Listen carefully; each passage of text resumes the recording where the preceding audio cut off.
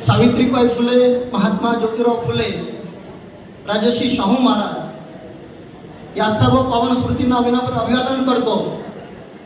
आपल्या या तांत्रिक कामगारांचा स्वाभिमान पैगंबरवासी अब्दुल सलाम साहेब यांना मानाचा मुजरा करतो.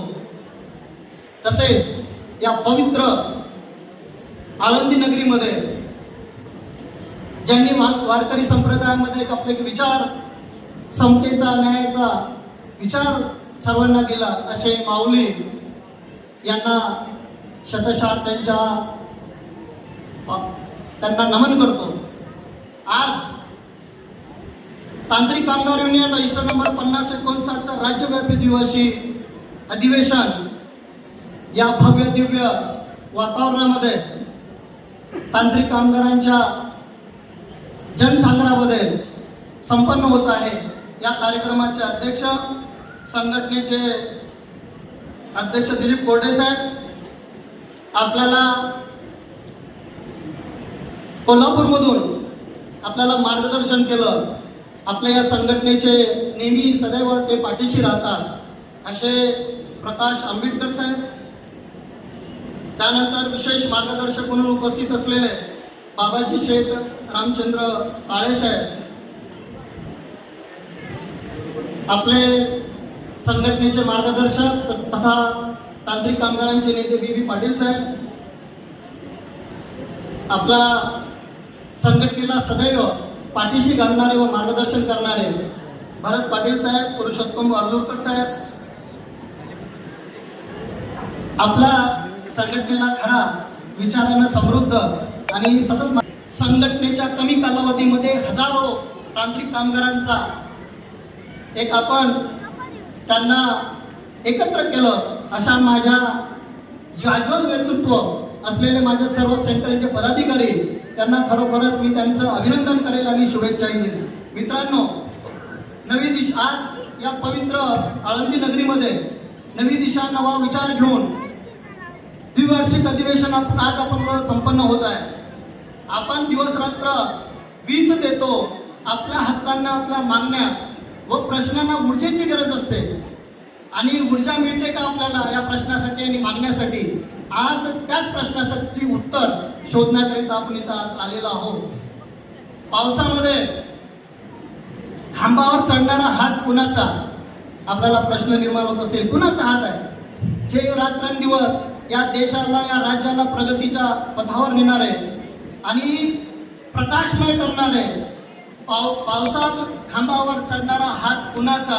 अंधारात गाव उजळणारा श्वास कुणाचा? तो माझ्या तांत्रिक कामगारांचा आहे आणि आपण त्या तांत्रिक कामगारांसाठी सर्वांनी टाळ्या वाजवल्या आणि तो आज आपले हक्क मांडणार आहे. त्याला अधिकार आहे की जर आज महावितरण, महापारेषण, महानिर्मितीमध्ये एक देश पातळीवर, राष्ट्रीय पातळीवर आणि जागतिक स्तरावर विविध जे पारितोषिक मिळते, खऱ्या अर्थानं परिश्रमाचं फलित माझ्या तांत्रिक कामगारांचं आहे, हे थोडंच खरं आहे. आज आपण तिन्ही कंपनीचा स्तंभ आपण तांत्रिक कामगार म्हणतो.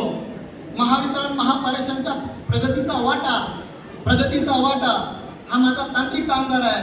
या तांत्रिक कामगारावर जरी संकटे आले, अनेक संकटावर मात करून पावसाळ्यात, वादळात, अपघातात शाळेत काम करीत आहे.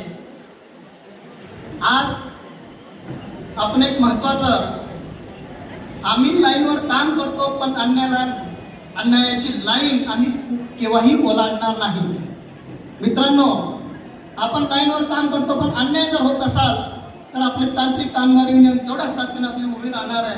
आजच्या परिस्थितीचं अवलोकन जर केलं तर आजची परिस्थिती प्रचंड अशी असुरक्षित, कामाची जोखीम, अपुरे साहित्य, अपुरे मनुष्यबळ, वाढता मानसिक व शारीरिक ताण, अपघात, मृत्यू, कायमस्वरूपी अपंगत्व, हे सर्व होत असताना एक जर आपण निरीक्षण केलं तर एक संघटनेचा एक सरचिटणीस म्हणून मला त्या निरीक्षणातून एक तिच्यामधून साध्य होतं की हे अपघात नाही, हे व्यवस्थेचं अपयश आहे. मित्रांनो, प्रलंबित प्रश्न आहेत. या प्रलंबित प्रश्नाकरिता सातत्याने या 4 वर्षामध्ये आपण संघर्ष केलेला आहे. खासगीकरण असेल, स्वतंत्र वेतन श्रेणी टेक्निशियन असतील, तांत्रिक कामगारांच्या सुरक्षा असतील, वर्ग 4च्या तांत्रिक कामगारांना यंत्रचालक पदावर सामावून घेण्याचा विषय असेल, 1/4/2019 नंतरच्या उपकेंद्राला कायम यंत्रचालक पदे मंजूर करण्याचा विषय असेल, सहाय्यकांचा कालावधी, कंत्राटी कालावधी हा विविध लाभाकरिता ग्राह्य धरण्याचा विषय असेल, कर्मचारी पुनर्रचनेबाबत विविध अडचणी आहे हा पण विषय आहे, सरळ सेवा भरती आहे, निर्माण झालेली तांत्रिक कामगारांची वेतन तफावत, महापारेषण महानिर्मिती कंपनीमधील प्रलंबित प्रश्न, अनुकंप धडकांचे प्रश्न, सुरक्षा साहित्य, कंत्राटी कामगारांचे प्रश्न हे सातत्यानं आपण मांडलेले आहे. मित्रांनो, हे प्रश्न मांडलेले आहे, या प्रश्नावर संघटना आंदोलन करणार आहे, आंदोलन केले आहे. पण आता आपण कंपनीमध्ये आपले काही जबाबदार आहे. आपल्या संघटनेचं एक त्रिसूत्री आहे. पहिली सूत्र आहे आपलं कंपनी हीच आहे. कंपनी टिकल्या तर तुमचं आमचं अस्तित्व टिकणार आहे. म्हणून आपल्या तांत्रिक कामगार युनियन रजिस्टर नंबर 50/59 ने त्रिसूत्री स्वीकारलेली आहे आणि ही त्रिसूत्री आपल्याला सर्वांना स्वीकारून आपल्याला पुढील काळामध्ये 2 वर्षामध्ये काम करणार आहे.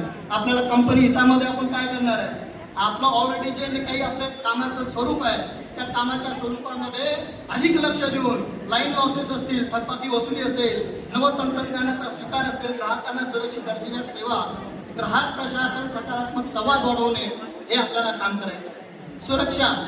सुरक्षेच्या बाबतीत जे आधुनिक टीएनपी आहे, आधुनिक टीएनपी, अद्ययावत टीएनपी आपल्याला मिळाली पाहिजे याकरिता आपण सतत संघर्ष केलेला आहे.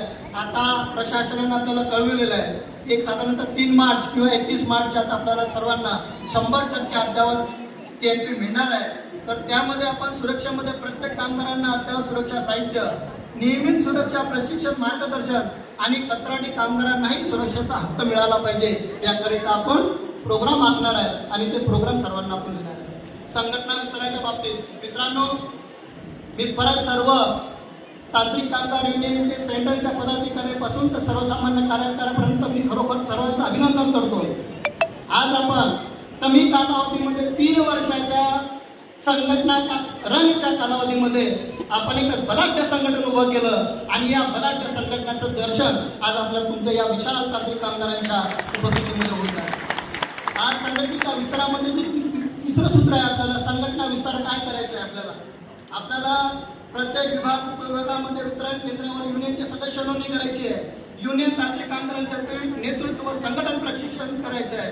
महिला कामगारांच्या बघा, महिला कामगारांसाठी आपण एक महिला विंगचं आपण स्थापना करणार आहे, विभाग करणार आहे आणि या महिला विंग या संपूर्ण महाराष्ट्रामध्ये महिलांचे प्रश्न असतील, त्यांच्या मागण्या असतील, त्या सर्व त्याचं अवलोकन करून, त्याचं निरीक्षण करून, त्याचा अभ्यास करून आपल्यासमोर मांडणार आहे आणि महिलांना आपण संपन्न असं नेतृत्व तयार करण्यासाठी आपण पुढे जात आहे.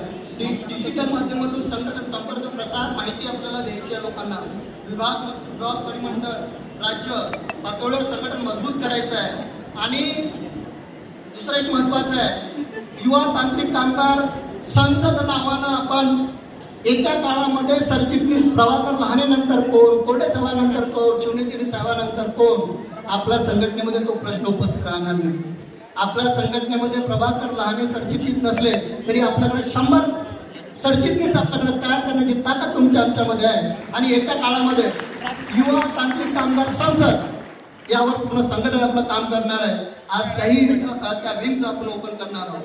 आज भरत पाटील साहेब आहेत, वारदुरकर साहेब आहेत आणि महावितरणचे जे काही